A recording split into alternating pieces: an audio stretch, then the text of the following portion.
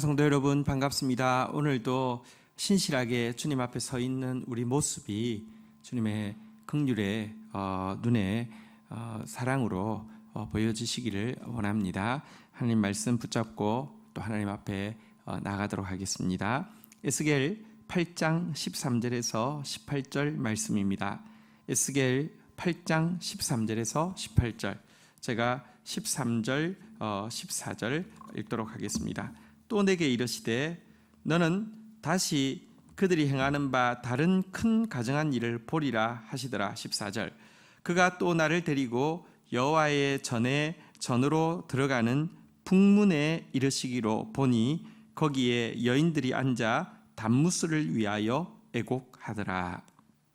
자, 하나님은 에스겔을 들어서 예루살렘으로 옮겨주셨는데요, 안뜰로 들어가는 문 입구에서부터 이 아세라상을 보게 하시더니 또 이제 은밀한 방 안에서는 정치 지도자들이 이집트의 신을, 우상들을 섬기는 장면을 보았는데요, 이것이 다가 아니었습니다.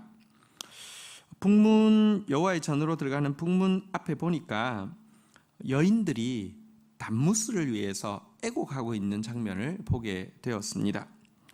단무스란 바벨론 지역에서 유래한 또 우상인데요, 이것은 추수가 끝난 겨울에는 단무스가 죽었다고 생각하고요, 또 파종이 시작되는 봄에는 단무스가 부활했다고 생각하는 곡물의 신입니다. 근데 지금 왜 우냐고 하면 이제 추수가 끝났기 때문에, 겨울이 되었기 때문에 죽어서 우는 것입니다. 왜 웁니까? 이제 부활해 달라고 우는 것이죠. 이것은 이 우상이 그들의 일상의 삶 속에 얼마나 밀접하게 들어왔는지를 잘 보여주고 있고요, 또한 우상 숭배의 본질이 무엇인지를 잘 보여줍니다. 우상 숭배는 사실 물질, 풍요와 직결되어 있습니다. 단무스는 바로 이 곡물의 신 단무스는 물질과 풍요를 추구하는 인간이 우상 숭배에 얼마나 가까운지를 보여주는 장면입니다. 물질 중요합니다. 그러나 물질은 하나님 바르게 섬길 때 따라오는 것이 되어야 하고요, 또 이것은 우리가 부릴 대상이지 우리가 섬길 대상이 아닙니다. 예수 잘 믿으면 반드시 부자가 되어야 합니까? 그렇지 않습니다. 반대로 예수 잘 믿으면 반드시 가난한 삶을 삽니까? 그것도 아닙니다. 이렇든 저렇든 물질이 여러분 크지 않아야 합니다. 하나님 은사를 따라 물질로 섬길 사람에게는 물질을 주십니다. 그러나 또 어떤 사람은 물질로 섬기는 것이 은사가 아닌 사람은요, 물질 안 주셔도 됩니다. 그런데 물질을 축복으로 받으면 너무 큰 걸 받은 것이고, 물질이 동반되어지지 않으면 하나님이 내 기도는 듣지 않으시는 것입니까? 그렇지 않습니다. 물질이 지극히 작은 것이 되지 않으면 물질을 다스릴 수 없고요, 물질을 다스리지 못하면 그때부터는 물질은 우상이 되는 것입니다.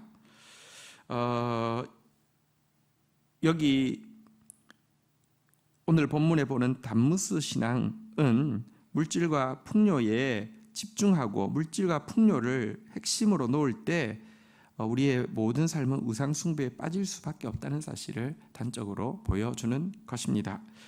이것이 또 다는 아니었습니다. 15절부터 보면 또 다른 우상 숭배를 보게 하셨습니다. 제가 읽겠습니다. 그가 또 내게 이르시되 인자야, 내가 그것을 보았느냐? 너는 또 이보다 더 큰 가증한 일을 보리라 하시더라. 16절, 그가 또 나를 데리고 여호와의 성전 안뜰에 들어가시니라.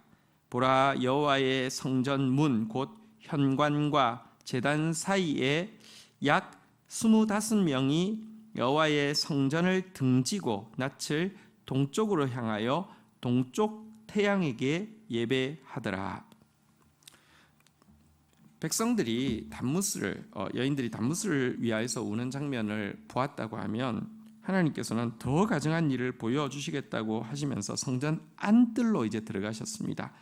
현관과 제단 사이로 가셨습니다. 이 현관과 제단 사이는 뭐 하는 곳이냐고 하면 제사장들이 백성의 죄를 위하여서 하나님 앞에 중보 기도를 드리는 특별한 장소입니다.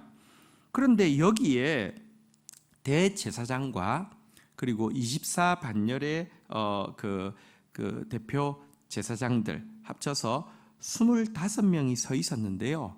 신기한 것은, 놀라운 것은 제사장들이 성전을 향해 서 있는 것이 아니라 성전을 등지고 동쪽을 향해서, 정확하게 얘기하면 동쪽에 태양이 떠오르는 곳을 향해서 이제 그 예배하고 있었습니다. 동쪽 태양은 바벨론을 상징합니다. 이들은 지금 정치 지도자들과는 달리 막판에는 바벨론에 줄 서는 것이 더 낫겠다라고 생각하고, 이 종교 지도자들은 바벨론을 향해서 제 숭배하고 있는 장면을 보게 됩니다. 어쨌든 양심이 있으면 제사장인데 성전 안에서 이러면 안 되는 것 아닙니까? 혹은 성전을 향해야 되는 것들이 성전을 대놓고 등지고 이래서는 안 되는 것 아닙니까? 그들이 백성들을 위해서 하나님께 중보해야 되는 장소에서 지금 자신들의 안위를 위하여서, 특별히 그들이 원하고 있는 것의 핵심은 무엇일까요? 권력과 힘이겠죠. 지금까지 특권층으로 살았는데 이 특권을 유지하기 위해서 어디 줄 서는 것이 좋을까 생각하다가 결국은 동쪽 곧 바벨론에 줄 서는 것이 지금은 내가 권력을 이을 수 있는 길이겠다라고 계산을 한 것으로 보입니다. 어떻게 영적 지도자들이 이럴 수 있을까요? 오늘 여기서 우리는 담무스 신앙에서 물질과 풍요를 쫓는 인간의 모습을 본다고 하면, 또한 동쪽 태양을 숭배하는 모습에서 힘과 권력을 추구하는 또 인간의 죄성을 보게 됩니다. 이것이 바로 우상 숭배입니다. 종교 지도자들마저 이러하고 있었습니다. 자, 이제 정치 지도자들도 보았고요, 종교 지도자들도 보았고요, 또 이 여인들의 모습도 보았는데요. 17절부터 한번 또 보도록 하겠습니다. 또 내게 이르시되 인자야 내가 보았느냐, 이스라엘 족속이 여기에서 행한 가증한 일을 적다 하겠느냐. 그들이 이 땅을 폭행으로 채우고 또 다시 내 노여움을 일으키며 심지어 나뭇가지를 그 코에 두었느니라. 18절 읽겠습니다. 그러므로 나도 분노로 갚아 불쌍히 여기지 아니하며 긍휼을 베풀지도 아니하리니 그들이 큰 소리로 내 귀에 부르짖을지라도 내가 듣지 아니하리라. 자, 하나님께서는 이제 이스라엘 백성들의 모습에 대해서도 이야기하십니다. 정치 지도자만의 문제 아닙니다. 종교 지도자만의 문제도 아닙니다.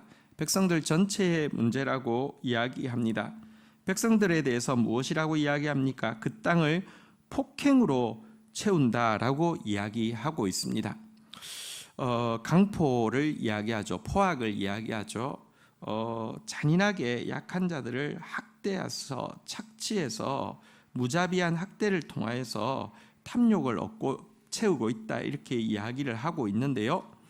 여기 17절 하반부에 보니까 심지어 나뭇가지를 그 코에 두었느니라 라고 되어 있는데요. 이게 여기 그 코란 그들의 코이기 때문에 나뭇가지를 그들의 코에 두었다, 이게 무슨 말일까요?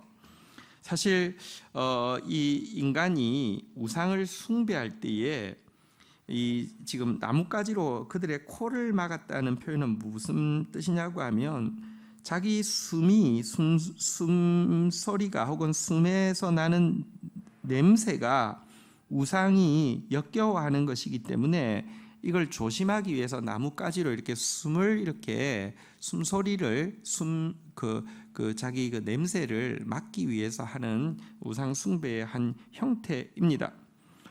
얼마나 철저히 우상 숭배하는지를 보여줍니다.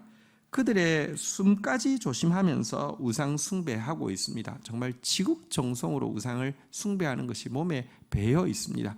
하나님을 향해서는 그렇게 함부로 행동하더니 우상을 향해서는요, 이렇게 숨소리까지 조심하고 있습니다. 우리가 언론을 통해서 아는 바대로 김정은이가 어린데 이 위에 나이 많은 뭐 혁명 1세대 뭐 이런 사람들도 다 뭐 가지고 놀고 뭐 쉽게 죽이고 하니까요. 그런데 노인들 냄새 나는 거 엄청 싫어해서 그래서 노인들이 근처에도 잘 못 가고 말할 때도 입을 가리고 뭐 반드시 갈 때 무슨 뭐 은단이나 또 뭐 이렇게 조심하기 위해서 뭐 몸부림친다는 언론을 본 적이 있습니다. 이들이 우상 앞에서 얼마나 철저히 두려워하고 얼마나 철저히 우상 앞에서 경외함을 보여주는지를 보여줍니다. 여러분, 근데 어쨌거나 신앙이니까 이렇게 신앙생활을 열심히 하면, 우상이라도 열심히 하면 좋은 결과가 나올까요? 아니요.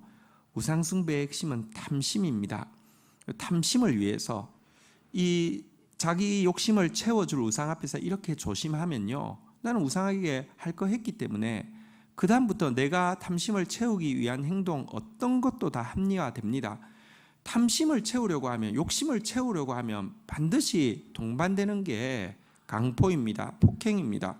여러분, 돈을 내가 원하는 만큼 가지기 위해서는 내 밑에 있는 사람들에게 학대하고 폭행하고 하는 것이 자연스러운 일입니다. 우상을 열정적으로 섬기면 섬길수록 우상 숭배 자체가 탐욕을 섬기는 것이기 때문에 그게 합리화가 되어지기 때문에 더 폭행을 행하는 것입니다.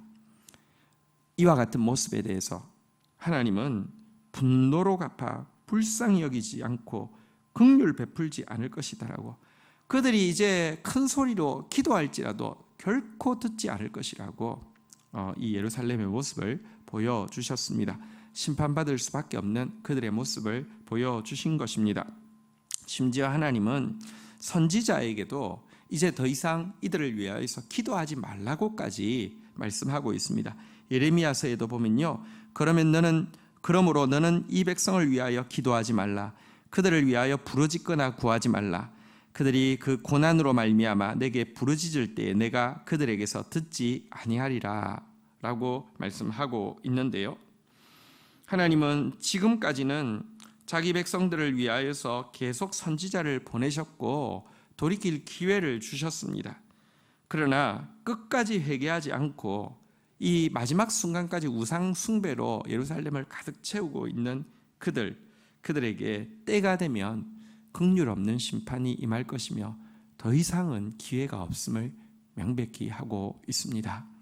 이 하나님 앞에서 오늘 우리는 물질과 풍요를 추구하고 있는 것은 아닌지, 오늘 우리는 힘과 권력을 추구하고 있는 것은 아닌지, 오늘 우리는 탐욕을 추구하고 있고 탐욕만 채워준다고 하면 정말 이 경외하는 마음으로 우상을 섬기다가 탐욕을 위하여서 다른 사람을 향해 폭행과 포악과 악독을 행하고 있는 것은 아닌지 자신을 돌아보는 저와 여러분들이 되어야 되겠습니다. 말씀 가지고 우리 주님 앞에 나아가 기도하는 시간 가지겠습니다. 제가 기도하겠습니다. 하나님, 예루살렘 안이, 하나님 교회 안이, 하나님 신자 안이 이렇게도 가정한 일로 더럽혀져 있는지 충격적으로 보게 됩니다. 오늘 단무스를 위해서, 곡식의 신을 위하여서 애곡하고 있는 이 여인들의 모습이 우리가 하나님 앞에 울면서 기도하고 있는 제목은 아닌지 돌아보게 됩니다.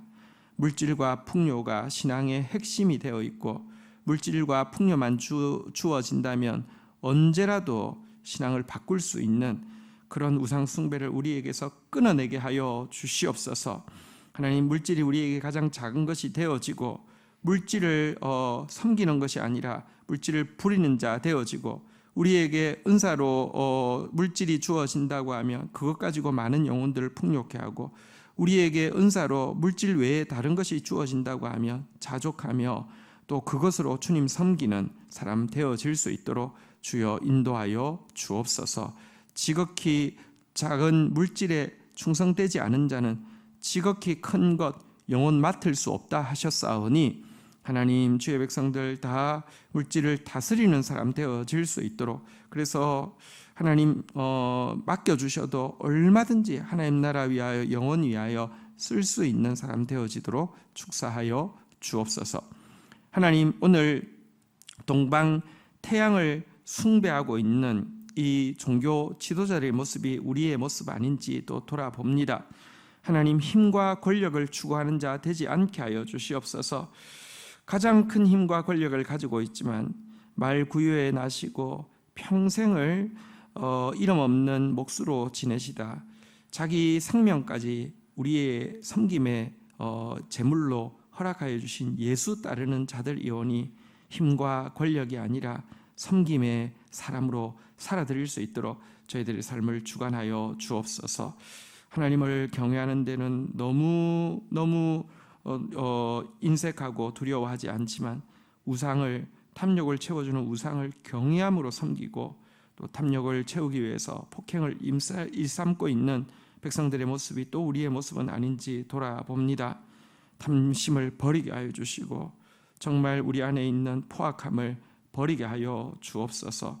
하나님, 기회 주실 때에 돌이키게 하여 주옵시며 긍휼 받을 만한 때에 은혜의 보좌에 나아가 주의 긍휼을 덧입는 자 되어지게 인도하여 주옵소서. 아직도 우리의 기도를 들으시는 주님 감사합니다. 들으실 때 하나님 앞에 회개하게 하시고 들으실 때에 돌이키게 하여 주셔서 들으실 때에 하나님 심판받는 대상이 아니라 에스겔처럼 하나님의 구원을 또 하나님의 심판을 대언하는 통로로서 살아드릴 수 있도록 저희들을 축사하여 주옵소서. 감사합니다. 예수 그리스도의 이름으로 기도 올립니다. 아멘. 감사합니다.